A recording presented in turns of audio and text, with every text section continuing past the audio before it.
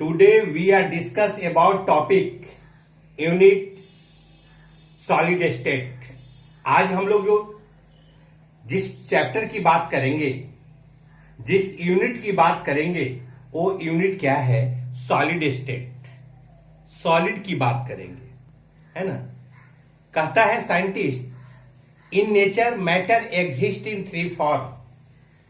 Nature में matter एक form है तुम्हारा सॉलिड, लिक्विड एंड गैस। नहीं, in nature matter exist in three form. आज जो हम लोग बात करने जा रहे हैं, बहुत इंपॉर्टेंट चैप्टर के बारे में बात करने जा रहे हैं। वो चैप्टर क्या है? वो चैप्टर है सॉलिड स्टेट, है ना। इस चैप्टर की जहां तक बात होती है तो कहता है कि in nature matter exist in three form, है ना। क्या क्या 9th क्लास से आप लोग पढ़ते आ रहे हो? Solid, liquid, gas. वाटर का 3 फॉर्म होते हैं। वाटर आइस के फॉर्म में होता है, वाटर लिक्विड के फॉर्म में होता है, वाटर स्टीम के फॉर्म में होता है। 3 फॉर्म होता है वाटर का। अब आपको देखना होगा कि आखिर क्या होता है इसमें, कि आइस के फॉर्म में है तो ये सारा बात डिपेंड करता है टेम्परेचर पे। किस पे डिपेंड करता है? टेम्परेचर पे डिपेंड करता है, टेम्परेचर। हाँ, तो आप देखिए आइस को जब देखिएगा तो आइस में आप देखेंगे कि जितना भी वाटर मॉलिक्यूल्स है वो आपस में क्लोज है, टाइटली पैक्ड है। वहां पे स्ट्रॉन्ग इंटरमॉलिक्यूलर फोर्स है। उससे कम होता है लिक्विड में, और सबसे कम इंटरमॉलिक्यूलर फोर्स किसमें होता है? गैस में होता है, स्टीम में होता है। तो इंटरमॉलिक्यूलर फोर्स पे स्टेट जो है मैटर का डिपेंड करता है। इंटरमॉलिक्यूलर डिस्टेंस पे डिपेंड करता है, मेल्टिंग पॉइंट पे डिपेंड करता है उसका, है ना। उसका अरेंजमेंट कैसा है पार्टिकल्स का, उस पे डिपेंड करता है। तो ये सारा जो होता है आपको स्टेट के रिगार्डिंग बात होता है। तो नेचर में मैटर एग्जिस्ट करते हैं 3 फॉर्म में, सॉलिड, लिक्विड एंड गैस। आज जो चैप्टर हम लोग पढ़ोगे, आज जो हम लोग स्टडी करोगे, इस चैप्टर का नाम क्या है? Solid state. बस एक ही तो पढ़ना है, सॉलिड स्टेट। अगर सॉलिड का जनरल कैरेक्टर आपसे कोई पूछेगा, एनसीईआरटी बुक में सीधा सीधा पॉइंट में लिख दिया है 5-6 पॉइंट, मैं उसी को बोल रहा हूं। 5-6 पॉइंट सॉलिड के बारे में लिखा है। फर्स्ट पॉइंट है क्या? They have definite shape, size and volume. They have definite shape, size and volume. जिसका शेप साइज क्या होगा और वॉल्यूम क्या होगा? डिफिनिट होगा। This is important character of solid. Important character है किसका? सॉलिड का। जिसका शेप, साइज और वॉल्यूम क्या होता है? डिफिनिट। नहीं, शेप, साइज, वॉल्यूम जिसका डिफिनिट होता है, आप उसको क्या बोलोगे? Solid. Second point, second character, second character, strong intermolecular force. 2 molecules के बीच में जो फोर्स होगा वो काफी स्ट्रांग होगा, strong intermolecular force. Third point, short intermolecular distance. Distance जो होगा दोनों के बीच में काफी कम होगा, 2 मॉलिक्यूल्स के बीच में डिस्टेंस काफी कम होगा। फोर्स क्या होगा? स्ट्रॉन्ग फोर्स होगा, और डिस्टेंस क्या होगा? काफी कम होगा, short intermolecular distance. High density होता है। सॉलिड का डेंसिटी क्या होता है? हाई डेंसिटी होता है। नहीं, हाई मेल्टिंग पॉइंट होता है, हाई मेल्टिंग पॉइंट। रिजिड होता है सॉलिड, रिजिडिटी होती है उसमें, रिजिडिटी। और क्या होता है? Incompressibility. These are character of solid, these are properties of solid. Solid का प्रॉपर्टीज क्या हुआ? Definite shape, size and volume, strong intermolecular force, short intermolecular distance, high melting point, high density, rigidity and incompressibility, and slow diffusion. Mix होने का property जिसमें बहुत कम होता है, slow diffusion होता है। These are character of solid. Any confusion? No sir. चलिए अब देखो टाइप ऑफ सॉलिड। सॉलिड दो टाइप का होगा, सॉलिड का दो टाइप होगा। एक होता है क्रिस्टलाइन सॉलिड, क्रिस्टलाइन, और एक होता है amorphous solid. There are two type of solid, crystalline solid and amorphous solid. Solid का कितना टाइप होता है? दो टाइप। कौन कौन? क्रिस्टलाइन। हाँ, क्रिस्टलाइन सॉलिड को हम लोग बोलते हैं, हाँ, क्रिस्टलाइन सॉलिड को हम लोग ट्रू सॉलिड बोलते हो, ट्रू सॉलिड। और एमॉर्फस सॉलिड को हम लोग बोलते हैं सूडो सॉलिड, फॉल्स सॉलिड। दो टाइप का सॉलिड होता है, crystalline solid and amorphous solid, दो टाइप का। तो सॉलिड का दो टाइप होता है, क्रिस्टलाइन एंड एमॉर्फस। स्टूडेंट भी दो टाइप के होते हैं, एक क्रिस्टलाइन स्टूडेंट होता है, एक एमॉर्फस होता है। मैं एग्जांपल दूंगा, आंसर आप लोग को देना है। जो स्टूडेंट अपना पढ़ाई रेगुलर कर रहा है, सिंसियर है, पंक्चुअल है, और एक स्टूडेंट क्या है, अपनी पढ़ाई इरेगुलर कर रहे हैं, है ना, कोई उसमें पंक्चुअलिटी नहीं है, सिंसियरिटी नहीं है। अब आप बताओ कौन स्टूडेंट जो होगा क्रिस्टलाइन होगा और कौन स्टूडेंट एमॉर्फस होगा? बताओ तुम लोग। जो सिंसियर है वो क्रिस्टलाइन होगा, नहीं है वो एमॉर्फस होगा। देखिए सही जवाब है। तो क्रिस्टलाइन सॉलिड में, जिस सॉलिड में पार्टिकल्स का अरेंजमेंट ऑर्डरली मैनर में होगा, एकदम एक ऑर्डर में होगा, रेगुलर मैनर में होगा, तो उसको आप बोलोगे क्रिस्टलाइन सॉलिड। क्योंकि अगर ऑर्डरली मैनर में है तो आप 5 ग्राम का अगर मोल निकाल लोगे तो नंबर ऑफ एटम्स निकाल लोगे, नंबर ऑफ मॉलिक्यूल्स निकाल लोगे, क्योंकि इंटायर में एक ही जैसा अरेंजमेंट है, ऑर्डरली मैनर में है, तो आप निकाल लोगे। लेकिन वैसा कोई भी सॉलिड लो जिसमें पार्टिकल्स का अरेंजमेंट इरेगुलर है, ऑर्डरली मैनर में नहीं है, तो उसका ज्योमेट्रिकल आप नहीं निकाल सकते हो वैल्यू। जैसे एग्जांपल लो, एक बिल्डिंग इंजीनियर बनाता है, एक बिल्डिंग जो है बिना पढ़ा लिखा आदमी बना रहा है। इंजीनियर कैलकुलेट करके आपको बता देगा कि आपको इस बिल्डिंग में इतना मटेरियल आपको लगेगा, बताएगा कि नहीं? बोलो हमको। लेकिन आपको अगर जैसे तैसे मिस्त्री से बनवाएंगे आप, तो आपको कभी रॉड ज्यादा मंगवा देगा, तो कभी सैंड नहीं है, कभी सैंड है तो फलाना नहीं है, मतलब उसको पता नहीं है। यही तो बोल रहे हैं हम कि अगर आपका क्रिस्टलाइन सॉलिड है तो उसमें कितना भी बड़ा वैल्यू होगा, कितना भी बड़ा वो अमाउंट होगा, एक पार्टिकल्स का नंबर हम लोग निकाल लेते हैं। लेकिन अगर क्या होगा, एमॉर्फस होगा, पार्टिकल्स का अरेंजमेंट कोई वैल्यू में अरेंज नहीं होगा। हम लोग बोल देते हैं, पहले ही रिजल्ट निकलने से पहले बोल देते हैं ये बच्चा मेरा इतना % नंबर लाएगा। मैनेजमेंट पूछता है हम लोग से, हम लोग बात करते हैं आपस में, ये मेरा बच्चा इतना, अंगुली रख देते हैं तो निकलता है रिजल्ट।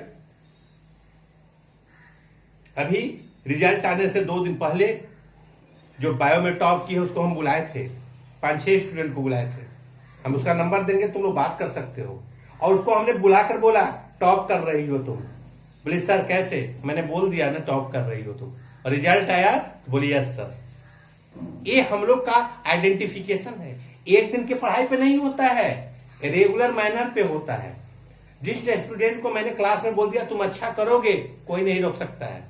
ऐसा नहीं कि केमिस्ट्री में वो अच्छा पढ़ने में होगा तो फिजिक्स में उसकी पढ़ाई गड़बड़ होगी, नहीं। स्टूडेंट का अपना लेवल हो जाता है, वो केमिस्ट्री भी उतना ही मन से पढ़ेगा, इंग्लिश भी उतना ही मन से पढ़ेगा, हिंदी भी उतना ही मन से पढ़ेगा। यही तो बताते हैं हम लोग। सारा सब्जेक्ट को इक्वल वैल्यू से स्टडी करेगा तो क्रिस्टलाइन बन जाएगा। लेकिन जो रेगुलर मैनर से पढ़ाई नहीं करेगा, मेरा वार्निंग भी साथ साथ में है, वो एमॉर्फस बनेगा, वो गार्बेज की तरह हो जाएगा, वो कभी भी ट्रू नहीं बनेगा, और पूरे जीवन उसको कैरी करना पड़ेगा। अगर आप आज एमॉर्फस बनने के लिए तैयार हो, कोशिश कर रहे हो, तो क्या कल आप में सुधार हो जाएगी क्या? बिल्कुल ही नहीं, बिल्कुल ही नहीं। पूरा लाइफ तुम्हारा एमॉर्फस ही रह जाएगा। अब डिसाइड करना है आपको कि आपको क्रिस्टलाइन बनना है या एमॉर्फस बनना है। 2 टाइप का सॉलिड होता है, तो तुम लोग खुद बताओ हमको, क्रिस्टलाइन बनना है कि एमॉर्फस? क्रिस्टलाइन। मेरे चैट पे लिखो, मेरे चैट पे लिखो, पब्लिक चैट पे लिखो, क्रिस्टलाइन बनना है तुमको कि एमॉर्फस बनना है?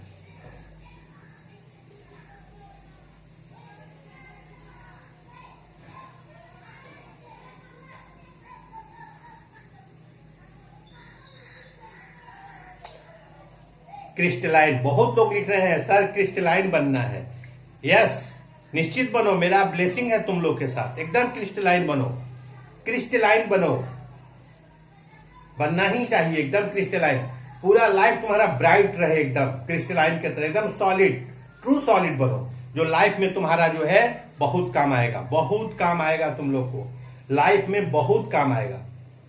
देखिए 80 सेक्शन का अटेंडेंस 28 है, कितना अच्छा लग रहा है, और पूरा का पूरा अटेंडेंस रहे और अच्छा लगेगा तुम लोग के लिए।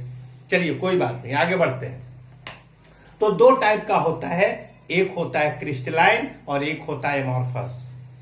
जिसमें पार्टिकल्स का अरेंजमेंट ऑर्डरली मैनर में होगा उसको आप बोलेंगे क्रिस्टलाइन सॉलिड। जिसमें पार्टिकल्स का अरेंजमेंट क्या होगा, इरेगुलर मैनर में होगा, उसको बोलेंगे एमॉर्फस सॉलिड। क्रिस्टलाइन सॉलिड में पूरे में इंटायर में पार्टिकल्स का अरेंजमेंट एक जैसा होता है। एक और प्रॉपर्टी जिसको बोलिएगा लॉन्ग रेंज ऑर्डर होता है। फर्स्ट चैप्टर में जैसे स्टूडेंट स्टडी कर रहा था, जितना रेट से कर रहा था, लास्ट चैप्टर में भी उतना ही रेट से कर रहा है, इसी को बोलते हैं लॉन्ग रेंज ऑर्डर। पूरे इंटायर में यूनिफॉर्म होगा, इसको बोलते हैं लॉन्ग रेंज ऑर्डर। एमॉर्फस का कैरेक्टर होगा short range order, short range order. Crystalline में क्या होता है, शार्प मेल्टिंग पॉइंट होता है, क्योंकि पता है कि उसका मेल्टिंग पॉइंट कितना होगा, शार्प होगा। एमॉर्फस में मेल्टिंग पॉइंट शार्प नहीं होता है। कोई भी क्रिस्टलाइन सॉलिड को कट करो, कट कर दो, और कट करने के बाद दो पार्ट में देखो, उसके अंदर वाला सरफेस जो होगा ये स्मूथ और प्लेन होगा। क्रिस्टलाइन सॉलिड का कैरेक्टर है। अब crystalline solid cut by sharp tools, after cutting cleavage हो गया, दो पार्ट में टूट गया, अंदर वाला सरफेस उसका क्या होगा, स्मूथ होगा और क्या होगा, प्लेन होगा। ये तुम्हारा क्रिस्टलाइन सॉलिड है। कौन सॉलिड है बोलो? लेकिन एमॉर्फस सॉलिड में तुम देखोगे कि अगर उसको कट करोगे, अंदर वाला सरफेस जो होगा उसका रफ होगा, है ना, एमॉर्फस सॉलिड है। क्रिस्टलाइन सॉलिड का एक और कैरेक्टर होता है, एन आइसोट्रॉपिक इन नेचर होता है। एन आइसोट्रॉपिक बताएंगे भी डिटेल्स में। और एमॉर्फस सॉलिड का कैरेक्टर होता है आइसोट्रॉपिक इन नेचर होता है, आइसोट्रॉपिक। तो ये सारा कैरेक्टर आपका हुआ क्रिस्टलाइन और एमॉर्फस के बारे में। तो मैंने तो सिंपल चैप्टर को शुरू किया है, बहुत सिंपल चैप्टर है, बहुत इजी चैप्टर है। ये चैप्टर का नाम क्या है बताओ? Solid state. Solid state, very good. चलिए अब कुछ लिखा जाए, शुरू करते हैं। Solid state,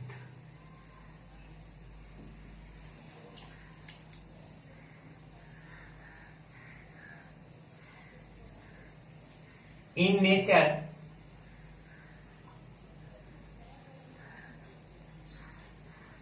matter exists in three form। कितना फॉर्म में? 3 फॉर्म में। कौन कौन फॉर्म है बेटा? 3 form. Liquid and gas. First solid, second liquid, and third gas। Solid, liquid and gas. जैसे आप देखो आइस आपने लिया है, ये सॉलिड फॉर्म में है।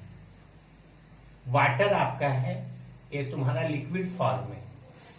और स्टीम जो है, स्टीम, ये तुम्हारा किस फॉर्म में है? गैस फॉर्म में। देखिए आइस में क्या देखते हैं कि जितना भी वाटर मॉलिक्यूल्स होता है सब आपस में टाइटली पैक्ड होते हैं। स्ट्रॉन्ग इंटरमॉलिकुलर फोर्स होता है, स्ट्रॉन्ग इंटरमॉलिकुलर फोर्स।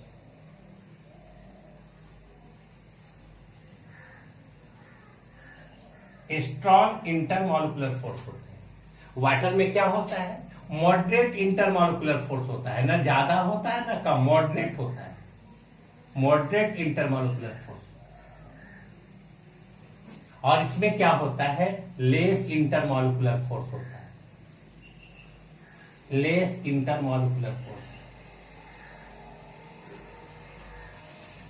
है ना।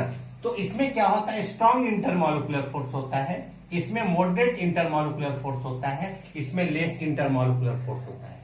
काइनेटिक एनर्जी की बात होगी तो सबसे ज्यादा काइनेटिक एनर्जी किसमें होगा बता दो, काइनेटिक एनर्जी, हाँ सबसे ज्यादा गैस में होगा काइनेटिक एनर्जी, उसके बाद किस में होगा, उसके बाद होगा आपका वो लिक्विड में, और सबसे कम होता है काइनेटिक एनर्जी सॉलिड का, सॉलिड में, सॉलिड सॉलिड में से। Gases have general tendency free mixing, gases have general tendency free mixing against law of gravitation, the process of free mixing of gases is called diffusion. Gases का general tendency होता है free mixing, आपस में mix हो जाना, gases का general tendency होता है फ्री मिक्सिंग, आपस में मिक्स हो जाता है, क्योंकि उसके पास काइनेटिक एनर्जी होता है। सुबह पड़ोसी के यहां झगड़ा हुआ है, परफ्यूम को स्प्रे करो, क्या पड़ोसी के यहां नहीं जाएगा क्या, जाएगा, बिल्कुल जाएगा, क्यों, क्योंकि उसके पास काइनेटिक एनर्जी है। हम लोग जैसा दुष्ट नहीं है वो कि वो कैरी करेगा कि रात में झगड़ा हुआ था, नहीं, है ना। तो आप देखिए काइनेटिक एनर्जी गैस के पास ज्यादा होता है, तुरंत मिक्स करेगा, तुरंत मिक्स करेगा। लेकिन हम लोग अभी इस चैप्टर में किसकी सिर्फ बात करेंगे, सॉलिड की बात करेंगे। मैटर 3 फॉर्म में होता है, सॉलिड, लिक्विड एंड क्या होता है, गैस। नोट हो गया सबका, यस सर। चलिए आगे बढ़ते हैं।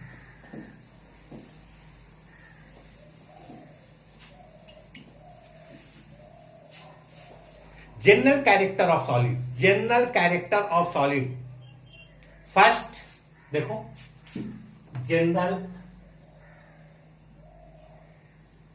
कैरेक्टर ऑफ सॉलिड, सॉलिड का general character,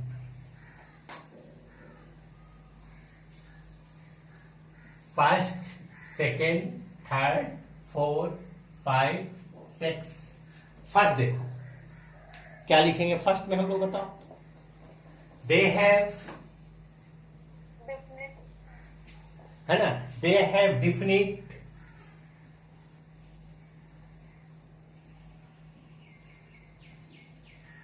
shape, size and volume.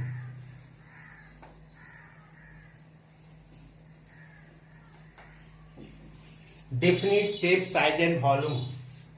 Second, they have a strong intermolecular force.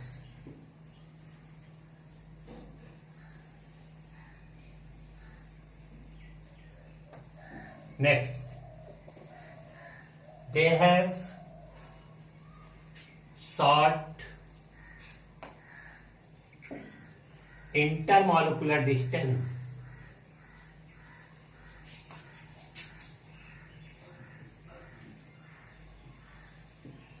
Next, है ना, short intermolecular distance, high density,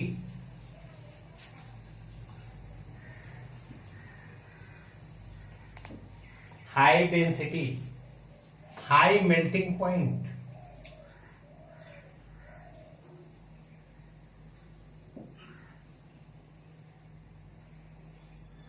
high melting point,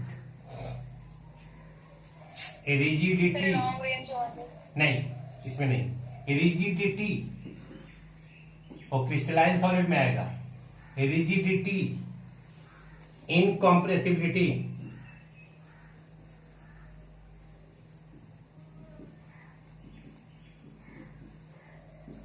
and slow diffusion, slow diffusion, slow diffusion. These are character of solid. These are character of solid. ये solid का character है, कोई confusion किसी को बोलो, no sir, note हो गया सबको। Yes sir, yes sir.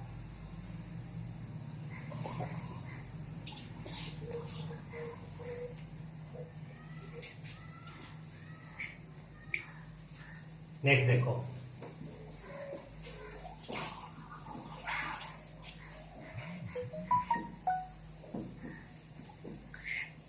Sir low kinetic energy नहीं लिख सकते एक पॉइंट में?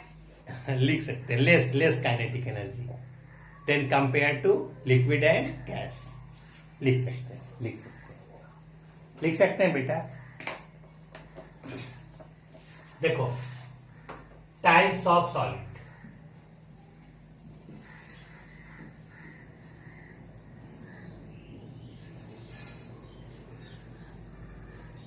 मैंने कहा है कि ऑन द बेसिस ऑफ किसके बेसिस पे बताओ? On the basis of structure nature of organ. And nature. On the basis of structure and nature, structure और नेचर के बेसिस पे solid divided into two group. कितना ग्रुप में divide किया गया है? 2 ग्रुप में। फर्स्ट है तुम्हारा क्या? Crystalline solid. इसका दूसरा नाम क्या है क्रिस्टलाइन सॉलिड का? बता दो हमको। True solid. और सेकेंड एमॉर्फस सॉलिड।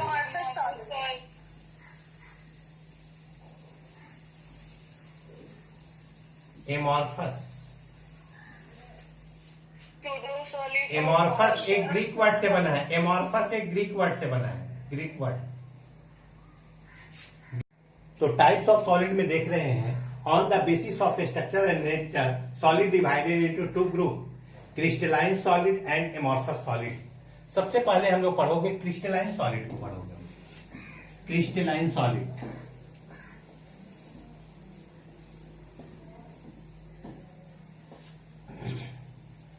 क्रिस्टलाइन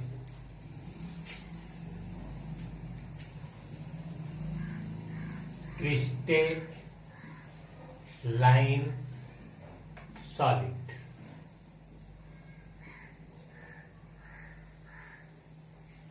है ना? देखो बेटा, इसमें सबसे पहले जो हम बताते हैं कि पार्टिकल्स का जो अरेंजमेंट होता है ऑर्डरली मैनर में हो रहा है। ठीक है, ऑर्डरली मैनर, जैसे तैसे नहीं हो रहा है, इरेगुलर नहीं हो रहा है, ऑर्डरली मैनर में। तो अगर पार्टिकल्स का अरेंजमेंट ऑर्डरली मैनर में होगा, ऐसे सॉलिड को क्या बोलेंगे आप? Crystalline solid. एक एग्जांपल दिए, फिगर फर्स्ट, फिगर सेकंड देख। अगर पार्टिकल्स का अरेंजमेंट ऐसे है, एक बड़ा है, छोटा पार्टिकल, ये भी तुम्हारा क्रिस्टलाइन सॉलिड है।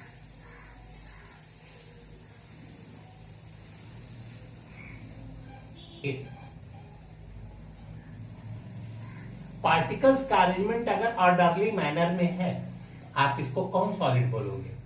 क्रिस्टलाइन सॉलिड बोलोगे। फिगर 2, ये भी तुम्हारा क्रिस्टलाइन सॉलिड है।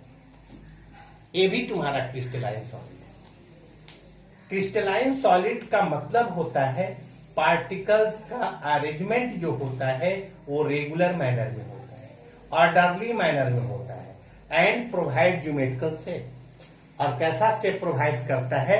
ज्योमेट्रिकल शेप प्रोवाइड करता है। ऐसे सॉलिड को हम लोग क्या बोलोगे? Crystalline solid. ये दोनों फिगर आपको दिखा रहा है क्रिस्टलाइन सॉलिड के बारे में। किसके बारे में दिखा रहा है बोलो? Crystalline solid. तो हम लोग लिखते हैं फर्स्ट पॉइंट में, फर्स्ट कैरेक्टर लिखते हैं क्रिस्टलाइन सॉलिड का। लिखते हैं हम लोग the arrangement of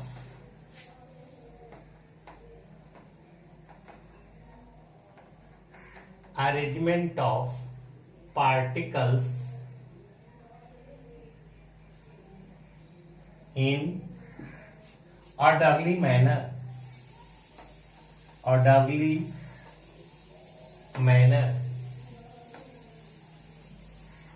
and provides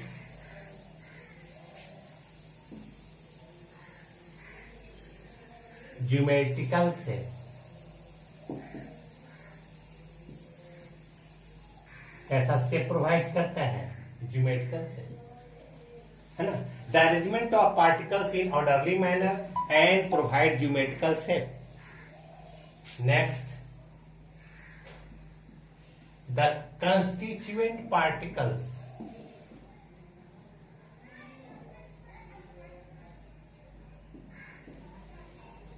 that is atoms, molecules or ions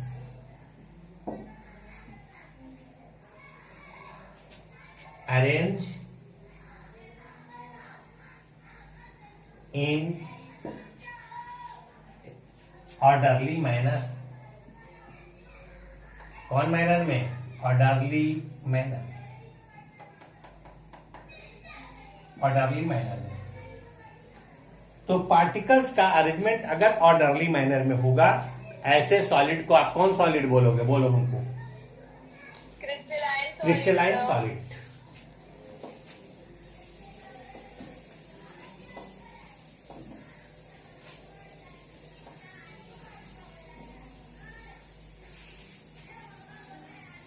crystalline solid जो होता है वो बना होता है, क्रिस्टल का बना होता है, देखो।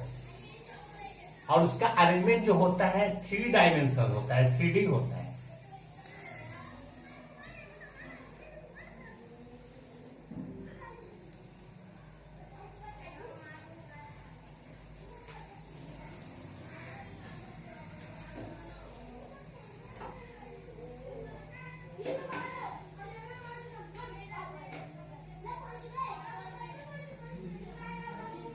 ये तुम्हारा एक्स एक्सिस है, ये तुम्हारा वाई एक्सिस है, ये तुम्हारा जेड एक्सिस है। ये तुम्हारा पैरामीटर है, 6 पैरामीटर होता है, ए बी सी 6 पैरामीटर होते हैं। मतलब इसके हेल्प से आप मेजरमेंट निकालते हैं, कैलकुलेट करते हैं वैल्यू को। ए बी सी और एंगल क्या है? Alpha beta gamma. एक क्रिस्टल हुआ तुम्हारा, एक क्रिस्टल हुआ, एक क्रिस्टल। तो जो सॉलिड क्रिस्टल का बना होता है, जो सॉलिड में अरेंजमेंट जो होता है पार्टिकल्स का 3D अरेंजमेंट होता है, 3D अरेंजमेंट, 3D ऐसे अरेंज है। एक्स वाई और क्या है? Z. A B C, alpha beta and gamma. A equal to B equal to C, alpha equal to beta equal to gamma equal to 90 degree. ऐसे body को हम लोग cubic बोलते हो। क्या बोलते हो बताओ? Cubic body. कौन बॉडी बोलोगे? Cubic body. हमको बताओ एक क्यूब में कितना कॉर्नर होता है? कितना कॉर्नर होता है? तुम जिस रूम में बैठे हुई हो वो रूम क्यूब, मान लो क्यूब है, उस रूम में कितना कॉर्नर है? उस रूम में कॉर्नर गिनो।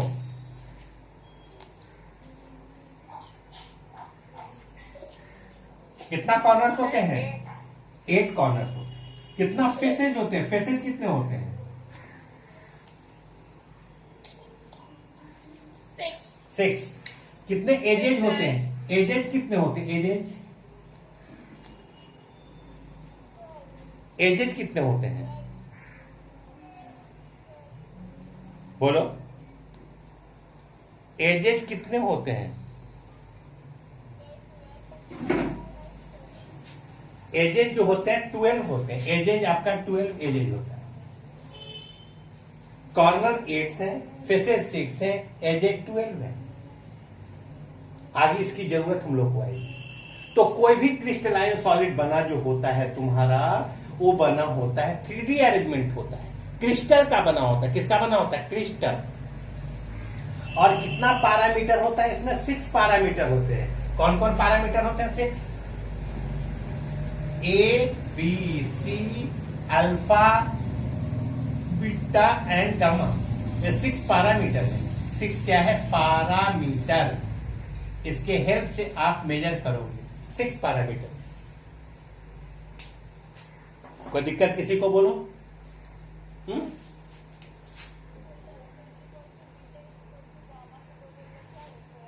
Equal to 90 degree, equal to 90 degree.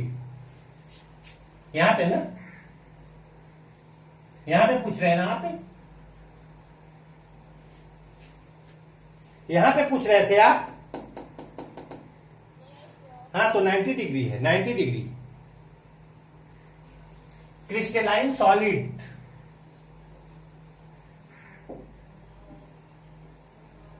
Made up of 3D crystal. Crystalline solid made up of 3D crystal. कितना क्रिस्टल होता है उसमें? 3D क्रिस्टल होता है। किसी को कोई कंफ्यूजन इसमें बोलो? चलो आगे बढ़े। नोट हो गया सबको? Okay okay.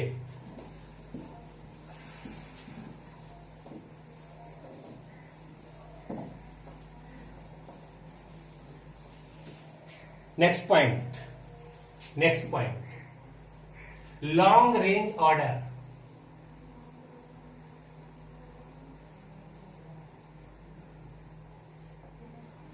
Next point,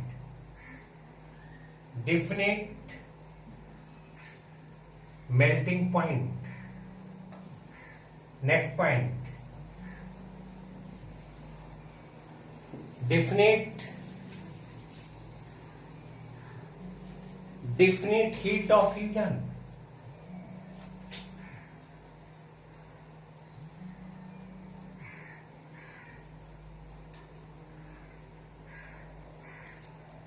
Definite heat of fusion.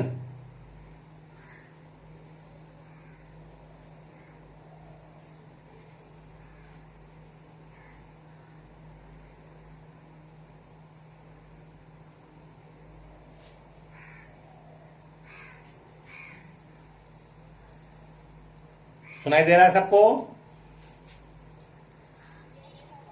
Definite heat of fusion.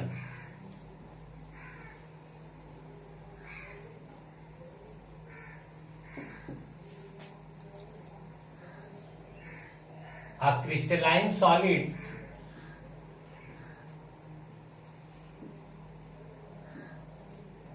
cut by sharp tools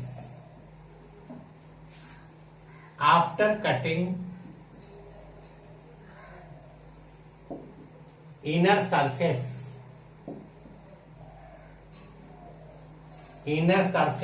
is smooth.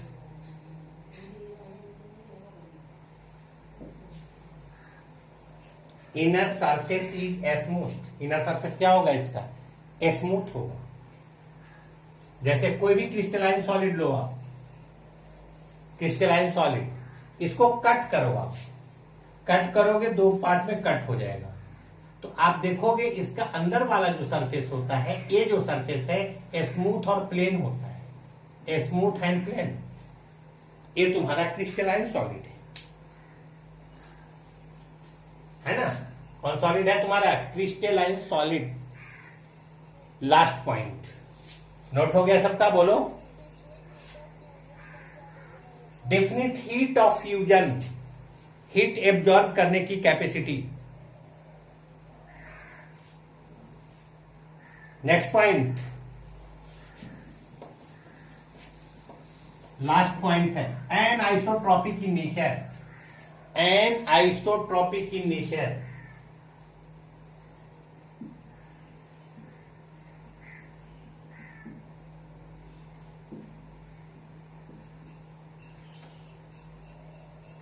देखो फिगर से समझो इसको।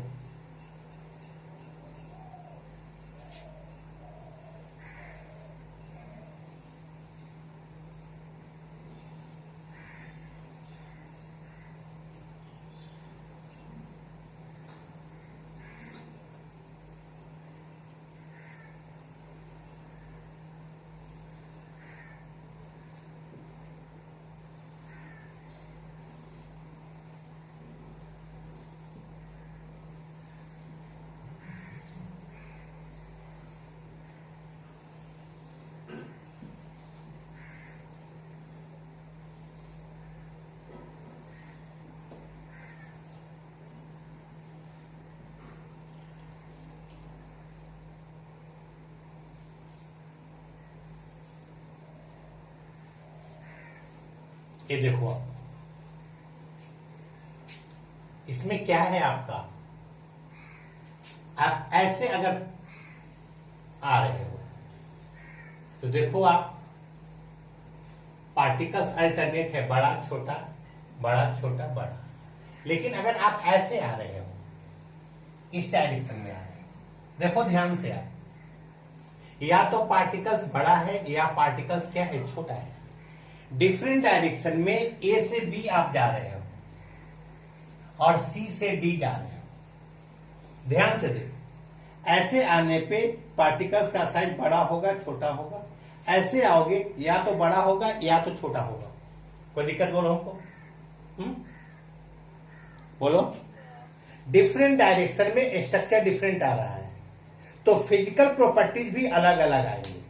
फिजिकल प्रॉपर्टीज में 3 लेते हैं हम लोग, refractive index, thermal expansion and electrical conductivity. फिर से देख लो, रिफ्रैक्टिव इंडेक्स लाइट के रिगार्डिंग आता है, थर्मल एक्सपेंशन हीट के रिगार्डिंग आता है, इलेक्ट्रिकल कंडक्टिविटी इलेक्ट्रिसिटी के रिगार्डिंग आता है। ये फिजिकल प्रॉपर्टीज है। तो ये 3 जो फिजिकल प्रॉपर्टीज है, अगर डिफरेंट डायरेक्शन में डिफरेंट आएंगे तो उसको बोलते हैं एनाइसोट्रॉपिक। और ये कैरेक्टर है क्रिस्टलाइन सॉलिड का। The magnitude of physical properties that is refractive index, thermal expansion, electrical conductivity all are different in different direction is called anisotropic. फिर से रिपीट कर रहे हैं, 3 फिजिकल प्रॉपर्टीज होता है। कौन कौन? Refractive index, thermal expansion, electrical conductivity. ये जो 3 फिजिकल प्रॉपर्टीज है, डिफरेंट डायरेक्शन में अगर डिफरेंट आएंगे तो उसको हम लोग बोलते हैं एनाइसोट्रॉपिक। और एनाइसोट्रॉपिक जो प्रॉपर्टीज है किसका है बता दो? क्रिस्टलाइन सॉलिड का। The magnitude of physical properties लिखेंगे ऐसे, the magnitude of physical properties that is refractive index,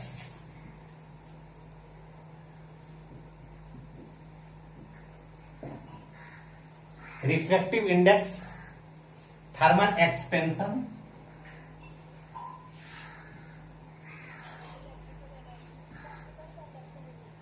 and electrical conductivity.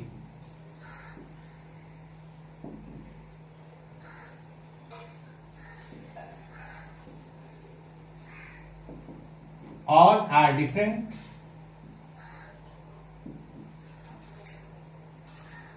in different direction.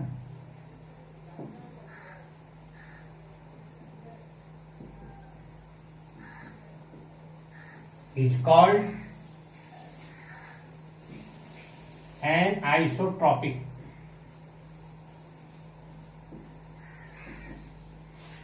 और ये जो कैरेक्टर है तुम्हारा क्रिस्टलाइन सॉलिड का। तो क्रिस्टलाइन सॉलिड का कैरेक्टर क्या क्या हुआ? लॉन्ग रेंज ऑर्डर, और क्या? Definite heat of fusion, definite melting point, sharp melting point, long range order. Cut करेंगे तो अंदर वाला सरफेस क्या होगा? स्मूथ होगा, और पार्टिकल्स का अरेंजमेंट ऑर्डरली मैनर में होगा and provide geometrical shape. Anisotropic nature का होगा। The magnitude of physical property that is refractive index, thermal expansion and electrical conductivity all are different in different direction. Thank you so much.